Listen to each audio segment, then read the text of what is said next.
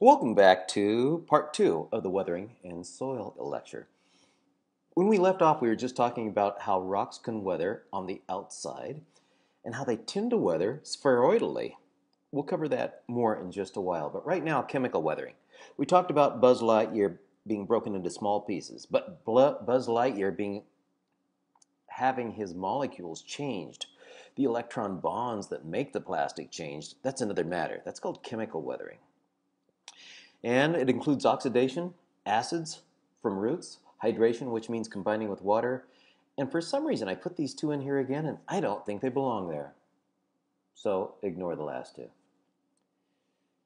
Chemical weathering is decomposition, the breaking of the molecular bonds due to water, carbon dioxide, and more. Minerals like olivine form way down in the earth, and they form in the absence of water. So when you get olivine on the surface, a lot of times olivine will react very quickly with water, either in a vapor or a liquid form. Minerals that form in the absence of oxygen, like these iron particles, begin to oxidize or rust when they get to the surface. This is actually rust in granite. If you ever go out into North Scottsdale, you'll find lots of granite particles in the washes up there. And yes, I really do like my rocks. Here is an example of chemical weathering. This, I think, is taken from a slide in a metals factory somewhere near, oh gosh, Odessa, Texas, or something like that. In this case, here's the chemical formula for what goes on. Iron in this steel reacts with oxygen, and it usually does so in the presence of water, and you create iron oxide, also known as hematite. Here's hematite in the natural form. Here's hematite polished. It's extremely dense. It really does feel like, well, whatever this is, iron. But iron is very willing to oxidize, as are a lot of other metals. Hematite plus water equals a mineral called limonite. Acid rain. Now, when we talk about acid rain, we're not talking about this kind of thing, although it is kind of cool. Water as a whole tends to be really close to neutral. Rain and streams tend to be slightly acidic, pH of 6. Acid rain tends to be between 2 and 4, and that's really incredibly acidic. Now, nature naturally creates a mild acid rain. How? When the rain comes down through the atmosphere, small amounts of carbon dioxide are dissolved in the water, making it a carbonic acid, resulting in this slight decrease of pH. However, when we burn coal and release a large amount of sulfur into the atmosphere, just like a volcano, that sulfur can combine with water and create sulfuric acid, which definitely makes the rain much more acidic. What's the impact of this? Here's Cleopatra's Needle. This was it in Egypt. It lasted 3,100 years in Egypt, no problem. You could read it just fine. 68 feet high, 180 tons of red granite. I've been to one of its sisters in Luxor, I believe it was, in Egypt. Beautiful stuff, and it still is really crisp there. However, somebody decided, we own it, we're bringing it to New York. Don't ask me how that's done.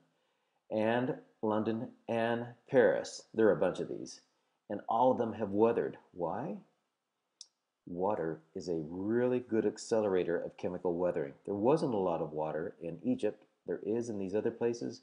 So these things that lasted for over 3 millennia are falling apart really quickly just because we moved them out of their natural environment. Now you can make your own Cleopatra's Needle if you want to do this at home. Take some chalk. Now it has to be the real kind of chalk, not this plastic chalk that you get. And this, by the way, I think is one of those fake kind of chalks.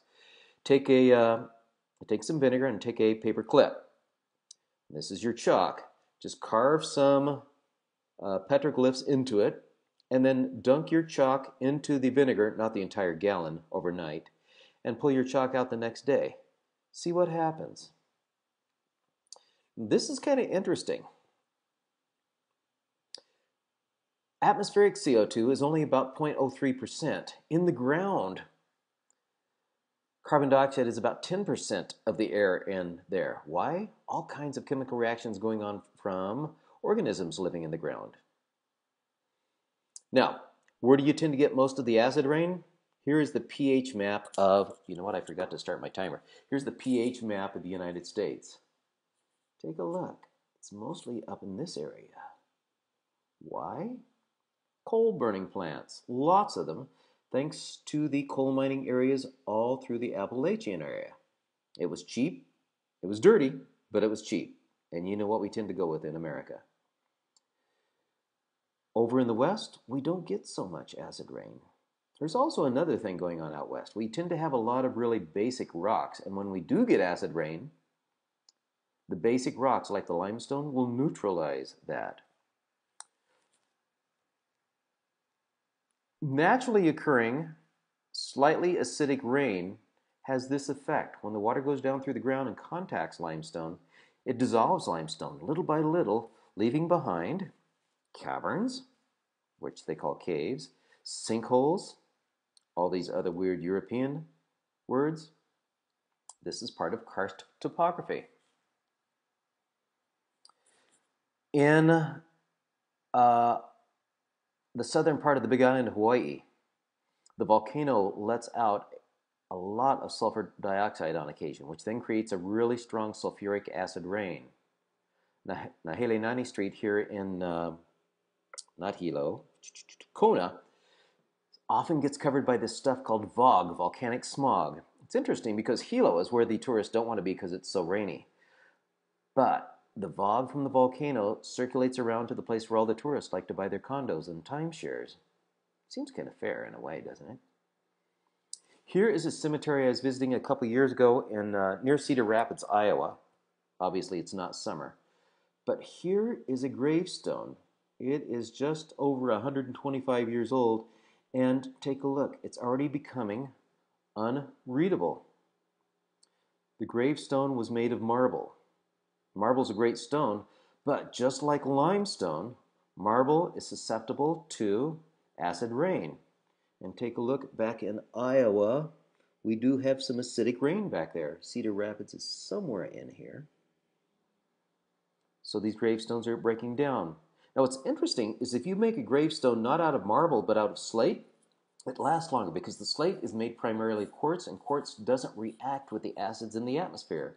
Marble versus slate. By the way, chemical weathering is also what causes these really cool colors in the Painted Desert near Winslow, Arizona.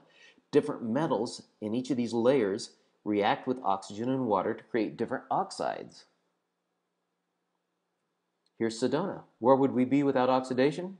We wouldn't have the red rocks.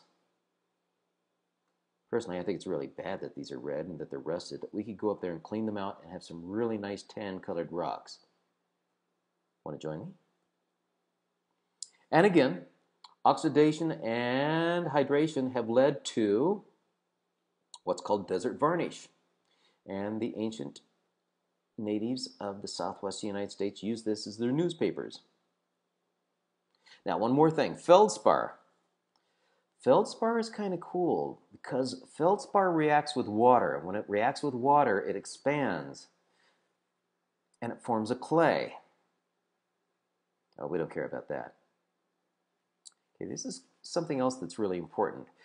Which will erode or weather faster?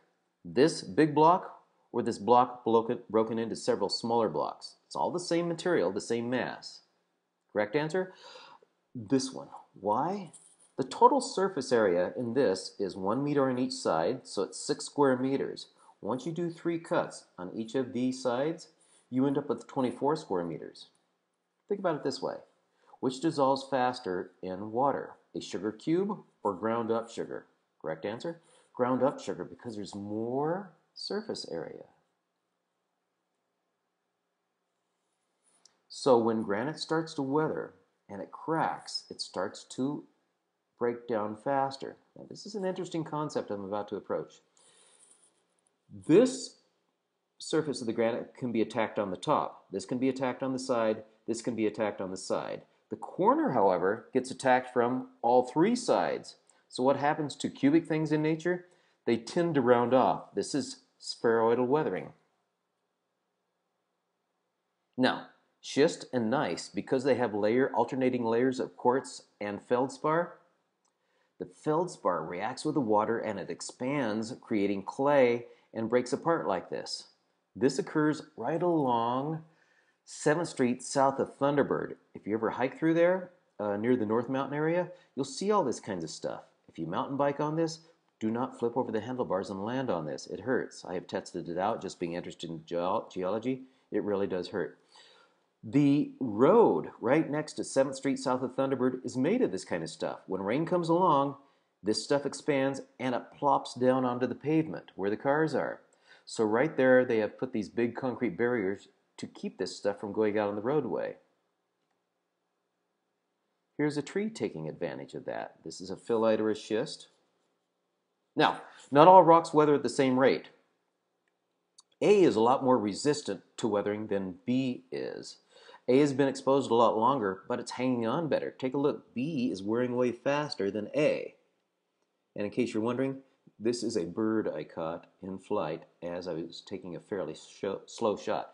This is, I think, about 20 miles southeast of Holbrook, Arizona, not too far from Winslow, the most important town in Arizona. Here, very resistant rock, very soft rock, differential weathering. This is up near the Vermilion Cliffs in northern Arizona. This is in southern Utah, Bryce Canyon, differential weathering, and chemical weathering. You get all these cool colors. Grand Canyon, great example. Very resistant, resistant, resistant, soft, soft, soft. I think I better stop here because if I don't, we're going to run into trouble.